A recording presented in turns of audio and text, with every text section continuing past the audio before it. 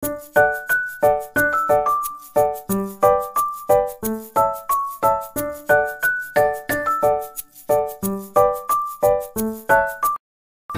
বন্ধুরা, আসসালামু আলাইকুম। কেমন আছো সবাই? আশা করি অনেক অনেক ভালো আছো। আলহামদুলিল্লাহ, আমিও ভালো।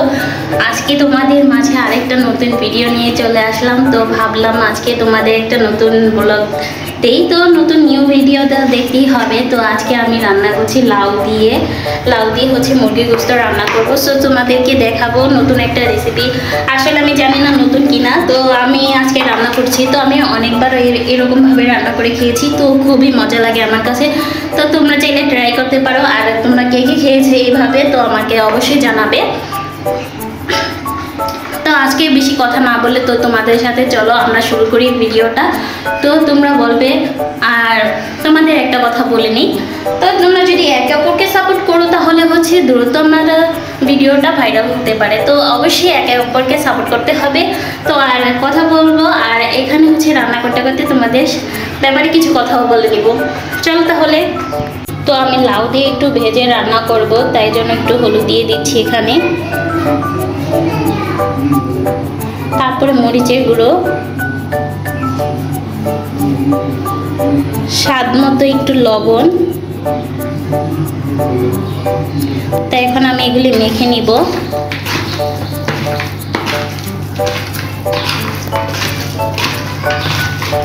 আজকে তোমাদেরকে নতুন একটা ভিডিও দিচ্ছি, কারণ হচ্ছে তোমরা অনেক দিন ধরে ভিডিও পাও না ঠিক মতো।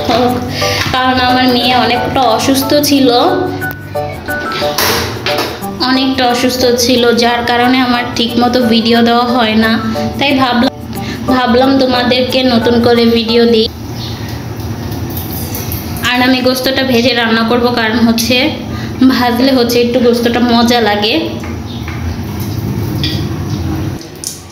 তো আমার তেল গরম হয়ে গেছে, তো তোমরা দেখো কিরকম গরম হয়ে গেছে।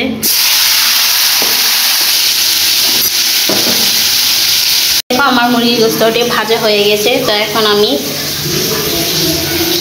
এই যে দেখো পেঁয়াজ দিয়ে দিয়েছি।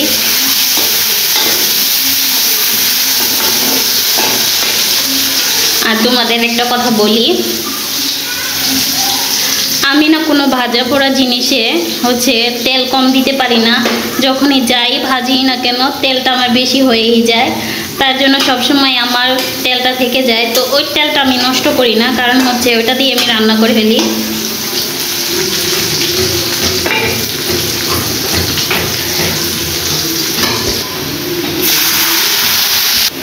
আদা রসুন বাটা,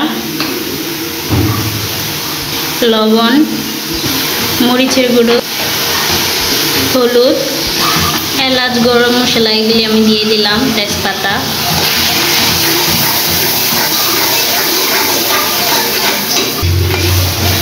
ভাবতেছি বড় মুরগিগুলি কেটে রান্না করে ফেলবো,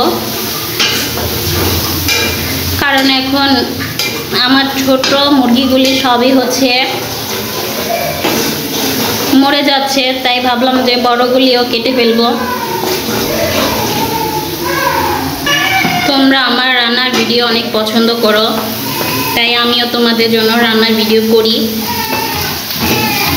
আসলেই তোমরা সব ভিডিওতেই আমাকে অনেক ভালোবাসো।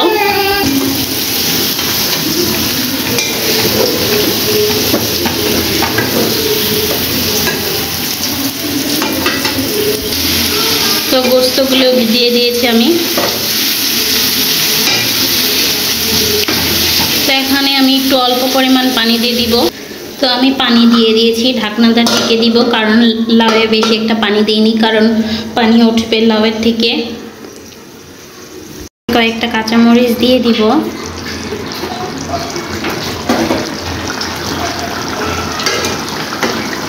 দিয়ে কিছুক্ষণ পর নামিয়ে ফেলবো। তো এখন একটু ঢেকে দিব। ঢেকে দিলে হচ্ছে তেল উঠবে। তেল উঠলে হচ্ছে তরকারিটা দেখতে সুন্দর হবে এবং খেতে তো আরও মজা হবে। তো দেখো রান্না আমার শেষ।